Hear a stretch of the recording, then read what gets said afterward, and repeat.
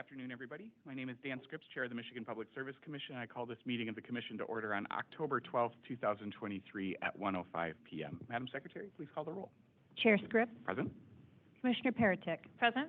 Commissioner Carrion. Present. Mr. Chair, you have a quorum. Thank you, Madam Secretary. Today's meeting is being held in person at the Commission's office at 7109 West Saginaw Highway in Lansing, Michigan. We're also hosting this meeting remotely using Microsoft Teams. It is compatible with all browsers except Safari. Telephone relay service is available through the phone option. If you are participating via Microsoft Teams, you may also turn on the live captions by clicking on the More button at the top right of your Teams window, then clicking on Language and Speech from the drop-down menu, and finally clicking on Turn on Live Captions. As indicated in the notice for today's meeting, if we lose the remote connection, the Commission will not recess. The meeting will be recorded and available for future reference on the Commission's website. In addition, the Commissioners can receive comments via mpsc_commissioners@michigan.gov. For reference, this email is also included in today's meeting notice. We will have the opportunity for the public to make comments as provided in the agenda. A few notes about this. Comments are limited to 3 minutes and one per person. If you would like to make verbal comments, you must do so in person or remotely through Microsoft Teams or call into the meeting by phone. For individuals attending in person and who want to make a verbal comment, please fill out one of these handy comment cards, which are available at the front table near the podium. For individuals participating remotely by Microsoft Teams and who want to make a verbal comment, you may click on the Raise Hand button at any time to be queued up for comment. For individuals participating remotely by phone and who want to make a verbal comment, you may press *5 at any time to be queued up for comment. Public commenters on both Microsoft Teams and on the phone are added to the same speaker queue and will be called upon in the order they enter the speaker queue. Please do not lower your hand or press *5 again, or you'll be removed from the queue and lose your place in line. And to minimize disruptions, attendees participating by Microsoft Teams or by phone will be muted until we reach the time for public comment. The first order of business is approval of the agenda for today's meeting. I move for the approval of the agenda for today's Commission meeting. I second the motion. Is there any discussion? We will now have a vote on the motion to approve today's agenda. All those in favor of the motion say aye. Aye. Aye. Any opposed? The motion carries by unanimous vote. The agenda is approved. The next item of business on the agenda is approval of the minutes from the September 28, 2023 Commission meeting. I move for the approval of the minutes from the September 28, 2023 Commission meeting. I second the motion. Is there any discussion? We will now have a vote on the motion to approve the minutes from the September 28, 2023 Commission meeting. All those in favor of the motion say aye. Aye. Aye. Aye. Any opposed? The motion carries by a unanimous vote. The Commission meeting minutes of September 28, 2023 are approved. The next item of business on the agenda is the approval of orders and minute actions on the consent agenda. And today, the Commission is ably assisted by Staff Attorney Lisa Gold. I recognize Ms. Gold. Good afternoon. Today's consent agenda consists of 6 communications matters and 3 electric matters. The proposed orders and minute actions for these matters have been thoroughly vetted by the Commission's technical and legal staff and are ready for your approval. I move for the approval of the orders and minute actions on the consent agenda. I second the motion. Is there any discussion? We will now have a vote on the motion to approve the orders and minute actions on the consent agenda. All those in favor of the motion say aye. Aye. Aye. Aye. Any opposed? The motion carries by unanimous vote. The orders and minute actions on the consent agenda are approved. Again, recognize Ms. Gold. Item 4A1 is case number U-20898, which involves the establishment on the Commission's own motion of the New Technologies and Business Models Work Group. The order before you provides guidance on the substance of the benefit cost analysis and announces a future collaborative planned for 2024 for the purpose of developing a jurisdictional specific societal cost test and utility cost test. I move for the approval of the order in case number U-20898. I second the motion. Is there any discussion? Yeah, I would like to just express my thanks to staff and all the parties who've spent a large amount of time developing these benefit cost analysis frameworks to this point. Being able to properly assess the benefits, including benefits like reliability, resilience, environmental, equity-based, cost savings, and others, and then compare these benefits to the cost of particular project is key to our decision-making as a commission. Having this additional insight into the ratio of benefits to cost for a proposal in front of us will allow us to better and easier analysis for staff and commissioners so we can more fully evaluate and determine the best outcome and decision for Michigan electric and gas customers. The development of an open source tool for benefit cost analysis, as proposed in this order, will provide more detail, more transparency, and more information that will benefit energy customers. I'm looking forward to seeing the development and the final proposed tool in the near future. Thank you, Commissioner Peretick. Is there additional discussion? Yes, please, Chair. Like Commissioner Peretick, I'd also like to thank the many stakeholders and our MPSC staff who informed, developed, and commented on the benefit cost analysis proposal that the Commission reviewed. The variety of perspectives, including lessons learned from work underway across the country, as well as some highly nuanced considerations offered, can help ensure we are comprehensively evaluating benefits to customers as we work together to improve and innovate our energy systems and service delivery. The order specifically notes that future development of benefit cost analysis requirements should continue to be a collaborative process, which includes utilities, staff, and other stakeholders. And I'd also like to reflect on the opportunity afforded to us in identifying benefits. As the order states, the Commission finds that equity, environmental justice, and environmental impacts should be included and monetized wherever possible and quantified if monetization is not possible. As we refine the benefit cost analysis framework, we invite pilot applications that can leverage what the Commission recommends in the order, and we look forward to the applications as well as ongoing stakeholder input to establish the open source tool Commissioner Peretick referenced that can provide a holistic approach to evaluating costs and societal impacts when integrating emerging technologies onto our grid. Thank you, Commissioner Carrion. We will now have a vote on the motion to approve the order. All those in favor of the motion say aye. Aye. Aye. Aye. Any opposed? The motion carries by unanimous vote. The order in case number U-20898 is approved. I recognize Ms. Gold. Item 4A2 is case number U-21492, which involves a matter on the Commission's own motion to open a docket to collaboratively consider new issues, concerns, and opportunities related to the use and deployment of electric vehicles. The order before you opens the docket and notifies interested persons of a Commission-sponsored technical conference to be held on January 24th and 25th, 2024. Information on how to participate will be made available in the docket no later than January 10th, 2024. Thank you, Ms. Gold. I move for the approval of the order in case number U-21492. I second the motion. Is there any discussion? Yes, please, Chair, a few remarks.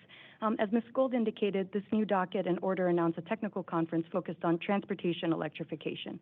The timing of this conference signals a true inflection point in our state trajectory as we transition to unprecedented levels of electric vehicle adoption. Consider that in 2017, when the Commission opened case number U-18368, ordering collaborative technical conferences on EV charging infrastructure deployment, there were approximately 2,500 battery electric vehicles registered in Michigan, according to the Department of Energy's Alternative Fuels Data Center. By the end of 2022, the Department of Energy shows over 33,000 electric vehicles registered in our state, and this corresponds to an over 10 times per capita increase of EVs in only 5 years. And our My Healthy Climate Plan has set a goal to support 2 million EVs on the road in Michigan by 2030.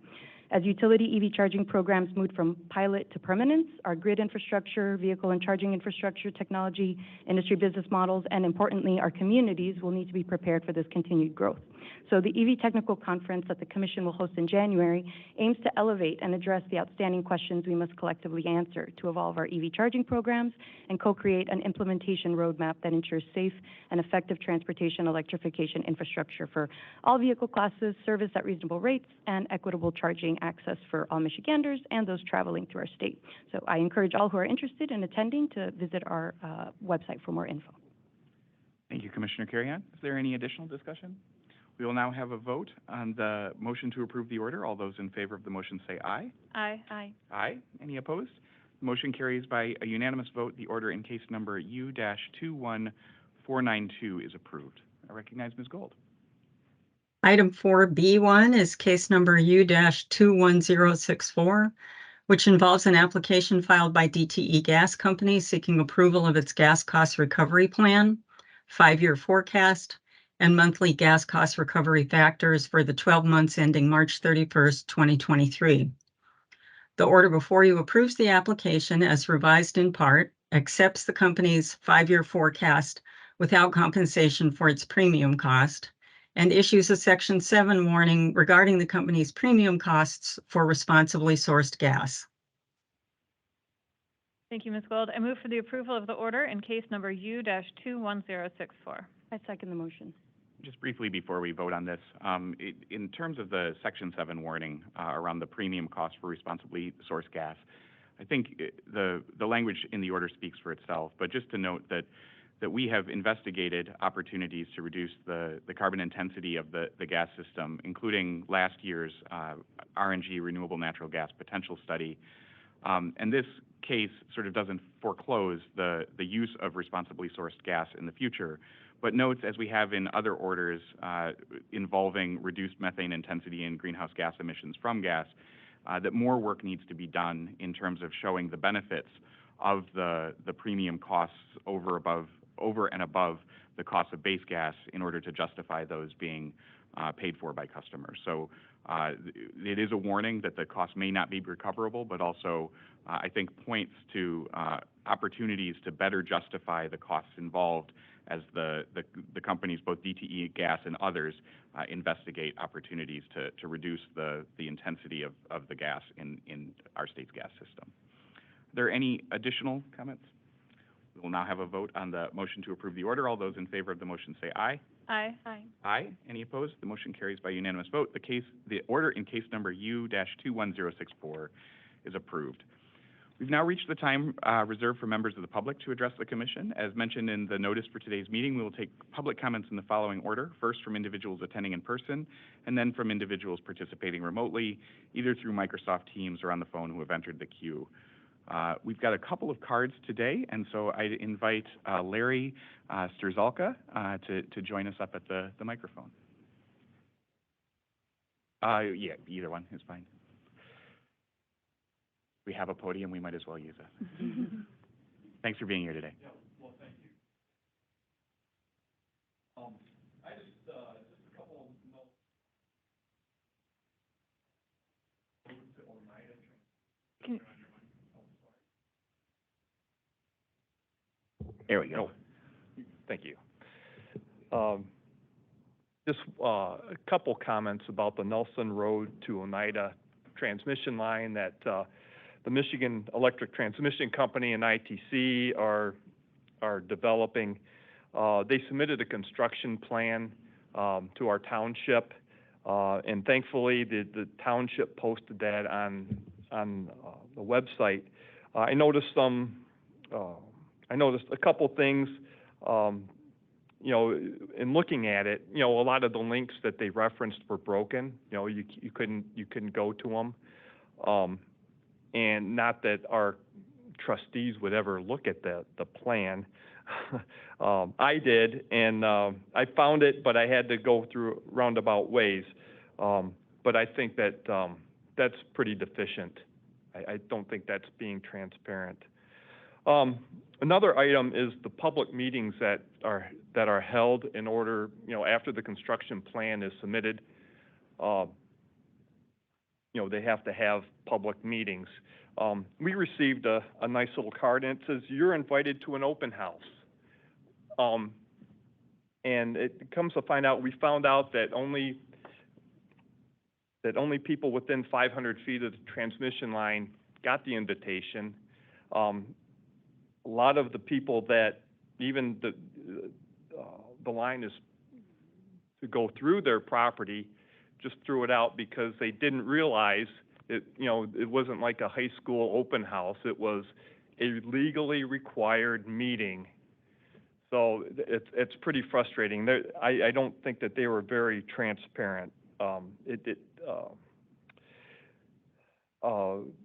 am learning about Act 30 of 1995. So you may see more of me, but the meetings themselves were very vague. We couldn't get answers. Why is, you know, you're running your electric line straight for several miles and then all of a sudden it makes a right-hand turn? Why aren't you using consumer power right away that they own in fee and they won't require easements? Why is this project necessary? We get, oh, it's for the common grid or for the good of the grid, and just kind of PR responses. So I was very dissatisfied with these open houses, which I don't think were public meetings, and I would like the commission to take that into account, that ITC and the Michigan Electric Transmission Company should require them to hold public meetings and not open houses. At least tell people that this is legally required. That's all my comments. Thank you very much. Thank you, Mr. Strzalka, sorry. I even asked before, still got it wrong. And Corinne Strzalka. Did I get your first name right? Yeah. Excellent. Hi, I want to let you know I'm Corinne Strzalka, and it took me a long time to learn how to say my last name too. So. He's worth it. I agree with everything that Larry Strzalka just spoke with, but I wanted to let you know that I agree with them. And we had a postcard sent to us, and I read it, and I noticed there was an email or a website to look at. So I went to the website, and they had a very blurred map. It was very blurred, and Larry and I actually argued, is this going across our property or not? We couldn't tell. So luckily, maybe a month later, one of our township trustees actually posted the letter, the information that they had received from ITC, and I guess I didn't tell you what I was talking about, but the Oneida plan. They posted it on their website, so then we could actually look at what they had. And we're in Eagle Township, but Westphalia Township didn't get that information because their township did not post it. And also Oneida Township did not get that information because their township did not post that information on the web.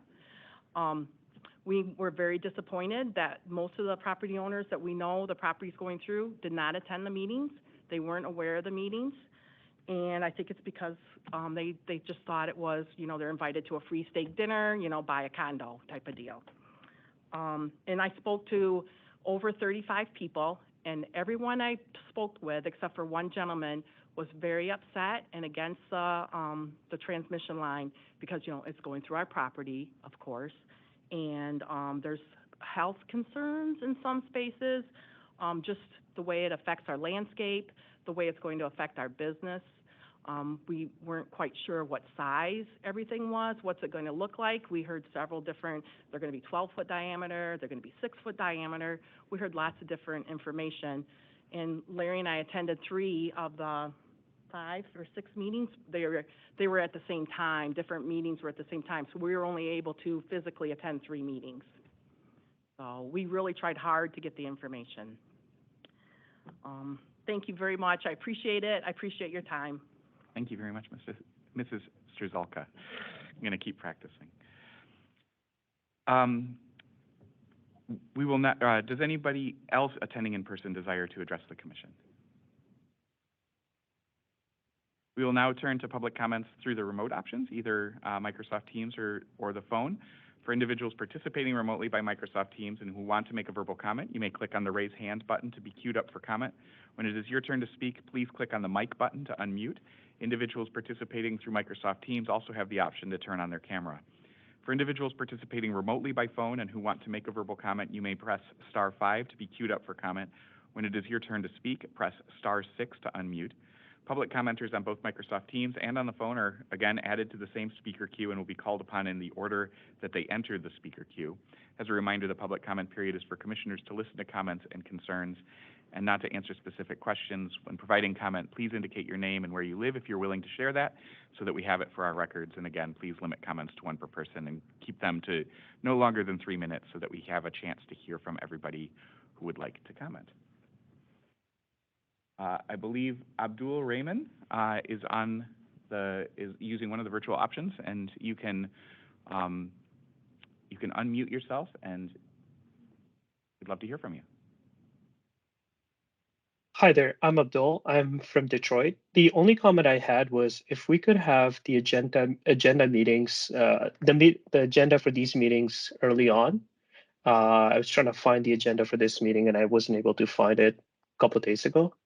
So maybe I was doing something wrong, but if we could have the agenda available to the public a little bit earlier, it would be pretty cool. Thank you for your comment, Mr. Raymond. Do we have any others participating via the virtual options? Okay. Well, that concludes the public comment period of today's meeting. Commissioner Peretick, I believe you have a couple of announcements. Yes, thank you. I would just like to note that we've issued 2 reports recently that I wanted to highlight. On September 29th, the MPSC issued a combined report on the status of renewable energy, distributed generation, and legacy net metering in Michigan. We issued it to coincide with Clean Energy Week. And the new combined report replaced our previous annual report on the implementation and cost effectiveness of renewable energy standards required by PA 295 of 2008. The report summarized renewable energy activities related to the Renewable Energy Portfolio Standard, voluntary green pricing programs, integrated resource plans, Public Utility Regulatory Policies Act, or PURPA, and distributed generation and legacy net metering programs. The report shows that renewable energy grew by nearly 15% between 2021 and 2022, and each of Michigan's regulated electric utilities met the state's required 15% renewable portfolio standard by 2021. We also submitted a report on energy waste reduction and distributed energy resources to the legislature on October 4th to coincide with Energy Efficiency Day.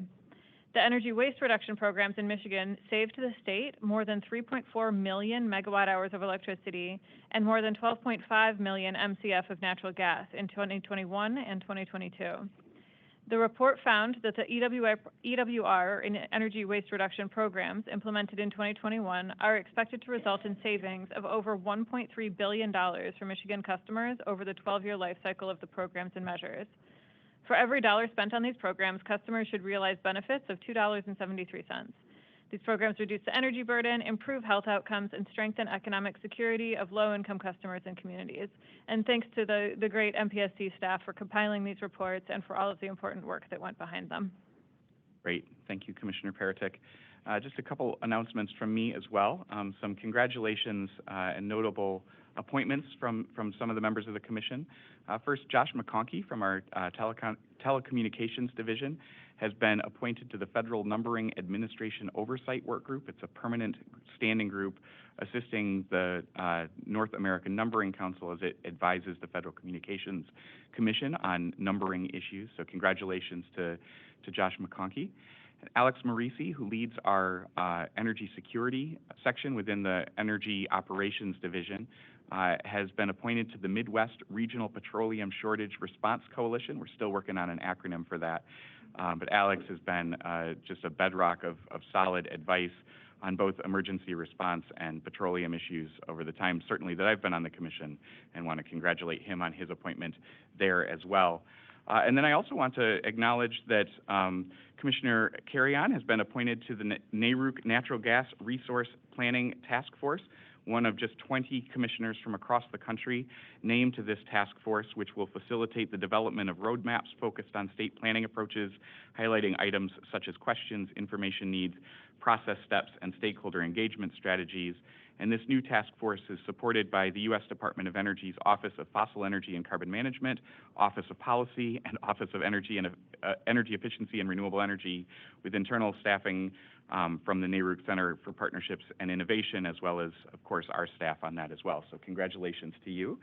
And Commissioner Paratek has been named the vice chair of a lot going on these days, of the Nuclear Waste Strategy Coalition, which is a group that represents the collective interests of member state utility regulators, consumer advocates, attorneys general, and radiation control officials, tribal governments, local governments, electric utilities with operating and/or retired nuclear reactors, and other experts on nuclear waste policy matters, and brings a wealth of expertise and experience, including also serving on the NARUC Subcommittee on Nuclear Issues, Waste Disposal, NARUC Nuclear Energy Partnership, NARUC NASIO Advanced Nuclear State Collaborative, and the Michigan Nuclear Feasibility Study Work Group that we have ongoing at the Commission, and that's just her nuclear involvement. So congratulations to both of you on your appointments.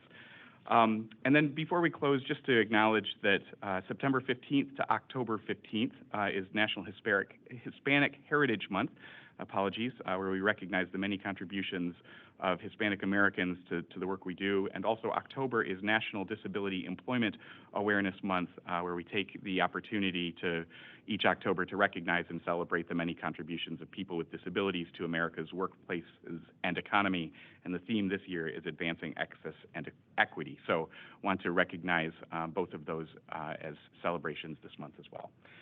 And with that, That concludes today's meeting. Our next commission meeting is scheduled for Tuesday, October 24th, 2023 at 1:00 p.m. Is there a motion to adjourn, Commissioner Pertek? I move to adjourn today's commission meeting. I second. We will now have a vote on the motion to adjourn the meeting. All those in favor say aye. Aye. Aye. Aye. Any opposed? The motion carries by unanimous vote. The meeting is adjourned. Thanks, everybody.